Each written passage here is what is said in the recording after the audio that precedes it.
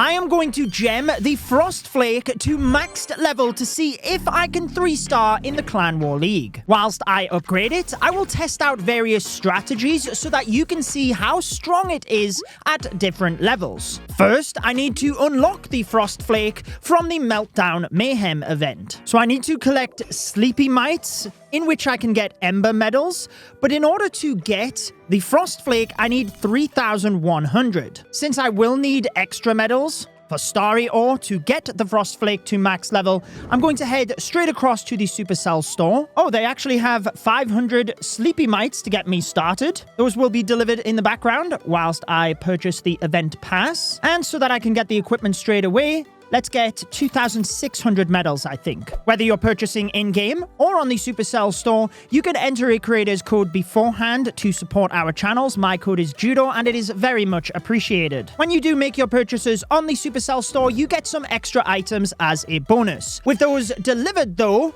we can get...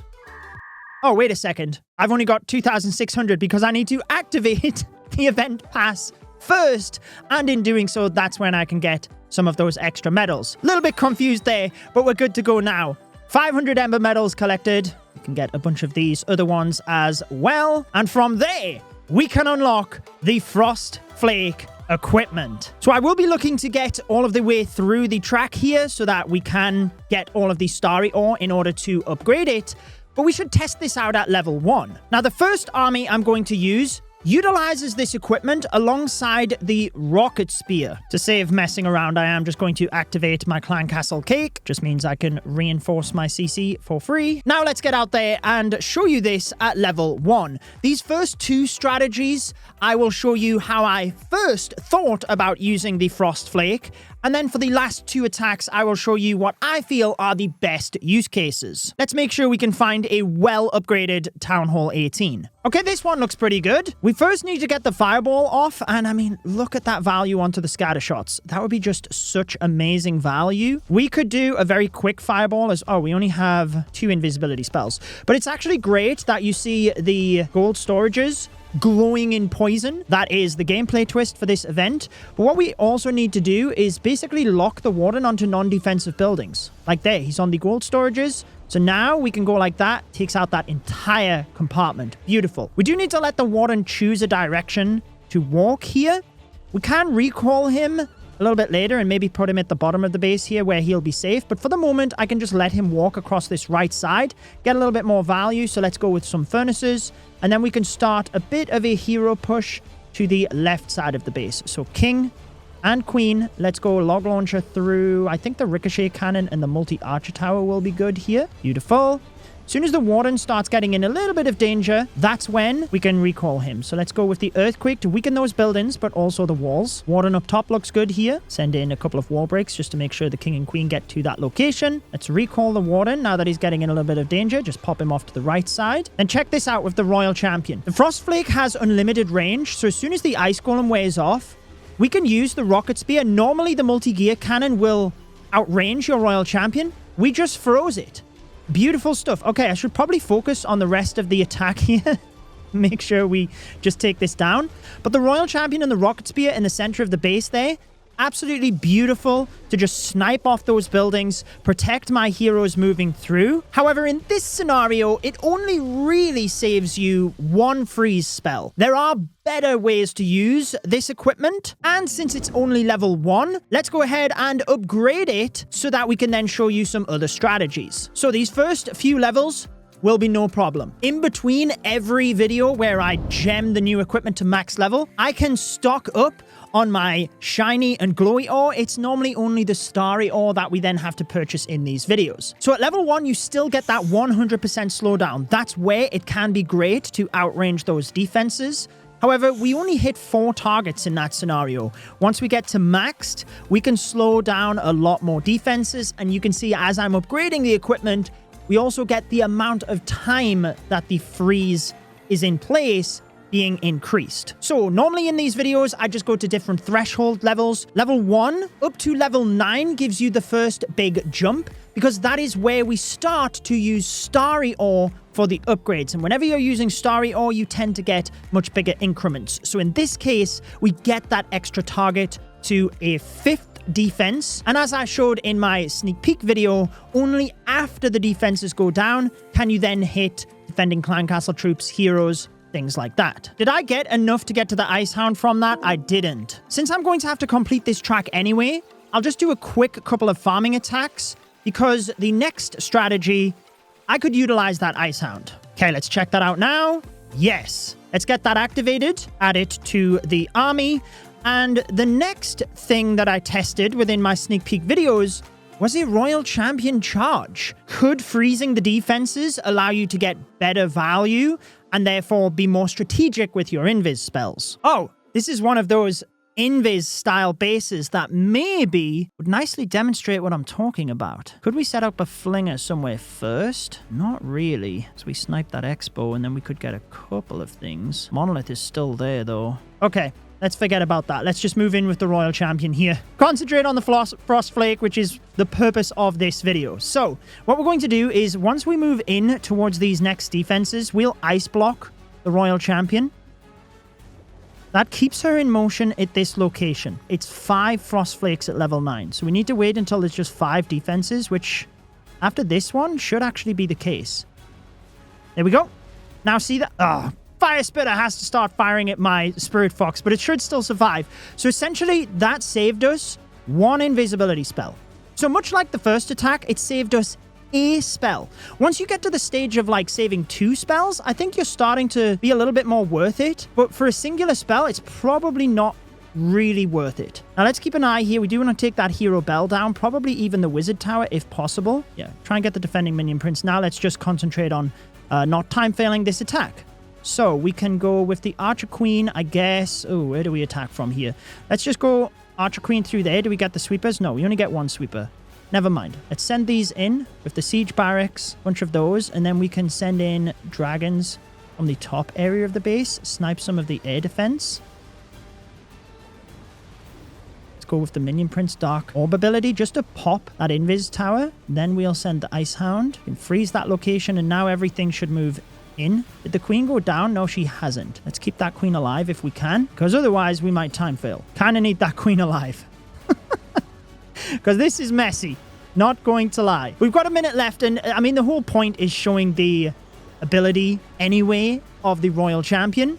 I think we should still 3-star this, to be honest. See if we can send the ice minions in to freeze that area of the base. Not quite, but never mind. Okay, so we are going to get it. Beautiful. Royal Champion Dive. Again, not the best value because it can save you 1 spell, as I demonstrated, and it's not as much meta at Town Hall 18. So let's move to something that is, once we've upgraded it, to the next threshold of level 18. We should be able to get there straight away, actually, without having to worry about converting any of those medals to Starry Ore. But as we go up to level 18, it's still relatively cheap at this point. However, that's when we will get that next threshold to 6 targets, where if you were doing the technique I just showed, it would obviously be that little bit more effective. But even in Smash style attacks, it allows you to freeze more defenses so that you can support not just the Royal Champion, but since the Flakes have unlimited range, you can help your main army as well. So now, the projectile damage you're not really worried about.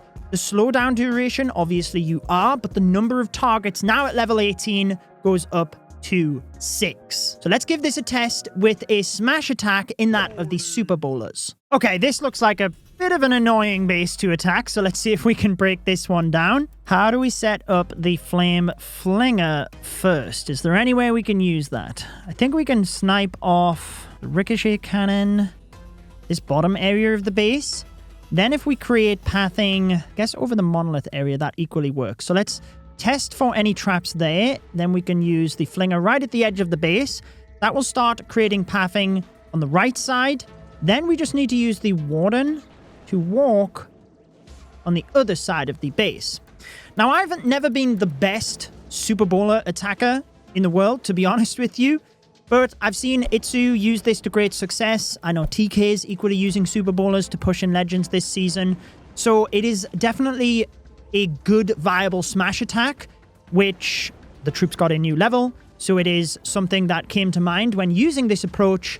But once we get it to maxed, I'll use it alongside the Meteor Golems, which I think is a much better option. So I do think we should try and take probably the single target Inferno. Just allow that to cook for a little bit. We can use the Yeti. So we need to totem this. We need to totem that. Allow... Okay, so Warden's actually coming this way. So that's fine. Let's start now then with these Super Bowlers. Where's my wall breakers? My army composition's all jumbled. Goodness me. Let's freeze this so that I can figure it out. Coco Loons. Let's get some ice golems in there as well. And then we're going to be using the king at the bottom of the base. And we can use the royal champion at the top. So let's go like this for the barbarian king. We can jump to the center. And then basically the royal champion can be used to tank and support your other troops. So now let's use the warden ability. We can send the royal champion at the top. She's pretty safe right now. Barbarian king is struggling a touch at the bottom, but he should be good.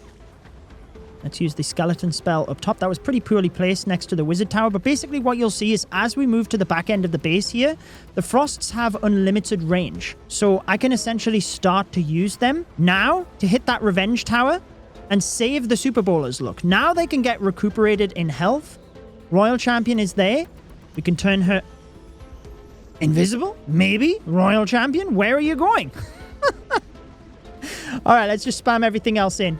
But you could see that that was a much better use case because we could protect our troops in the core. So it is a supportive equipment which can be used to give your other troops more value, not necessarily just the royal champion, which is what we see from the rocket spear, for example. With that said, let's get this to maximum level so we can test out its true power. And we can pair it with the most meta strategy right now in that of the meteor golems. We should be able to power through a couple of levels. It's the starry ore that always gets me.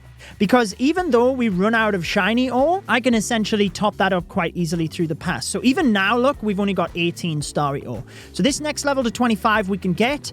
And now we're stuck. 2 more levels remaining, but let's see how far we are through the event pass. Have done a couple of spam Valkyrie attacks, so that should help out. We can claim all of this glowy ore as we go through. The metals as well I can convert to ore. And yeah, I'm not very far, so I should probably spam a few more attacks.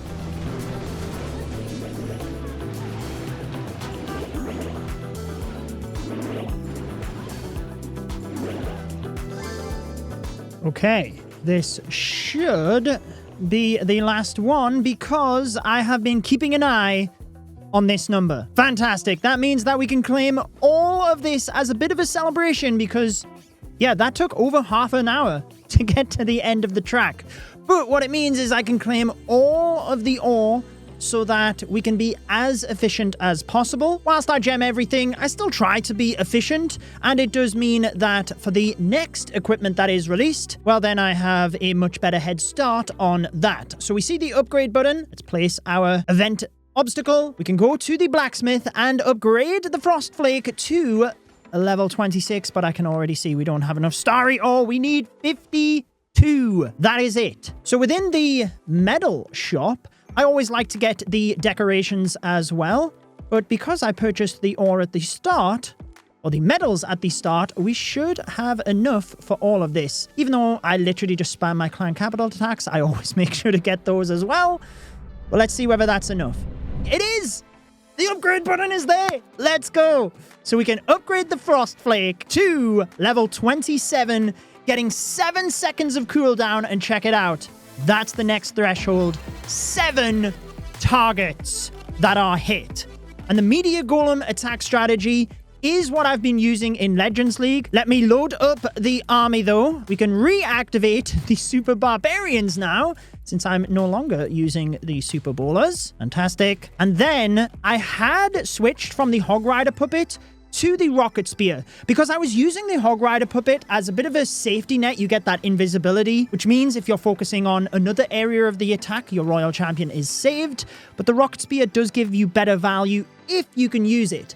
I think the Frost Flake, though, is an alternative to the Rocket Spear. It's a better Hog Rider Puppet if you can time the Rocket Spear and against the right base, you can get brilliant value, but the Frost Flake will also help my Meteor Golems moving through the attack. Now, unfortunately, I have a 1-hour meeting in 5 minutes because all of that farming took longer than expected. Let's give this a try in the Clan War Leagues then. The final war will kick off in 2 minutes. We are flawless at this point, looking for promotion to Champion 1, and I am equally going for the perfect Clan War League week. So fingers crossed, we can get this to happen. Okay, battle day starting. Let's call the number 1 base. Let's check it out. Oh my goodness. Where do we even start with this? Kind of feel like if I could land the invis on the expo, that would take out the clan castle, the crafted defense. We could enter from the right straight into the revenge tower.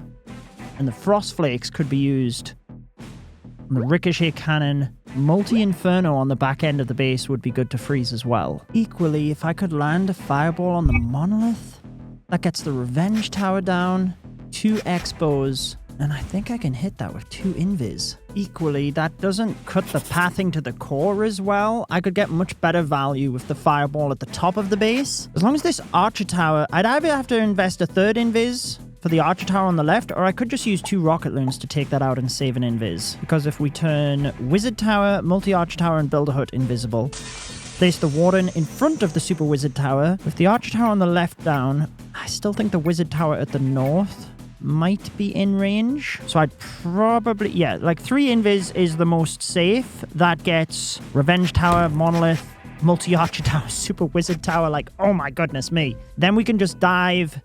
I guess we'd walk around the monolith compartment and enter from that other side of the base. That means the frost flake would still be used for those key defenses on the back end.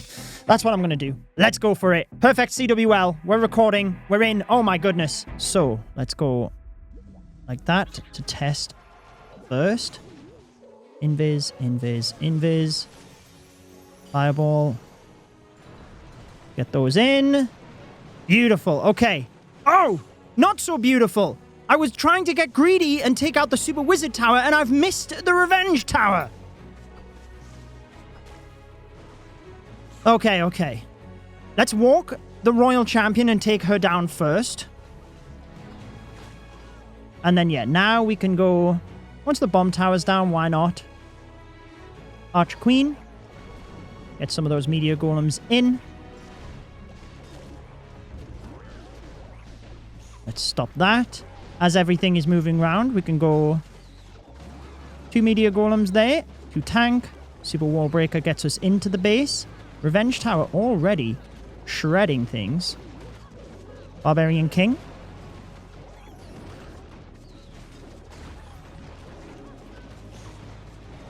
Now let's send the royal champion from that left side. We've got CC troops coming out.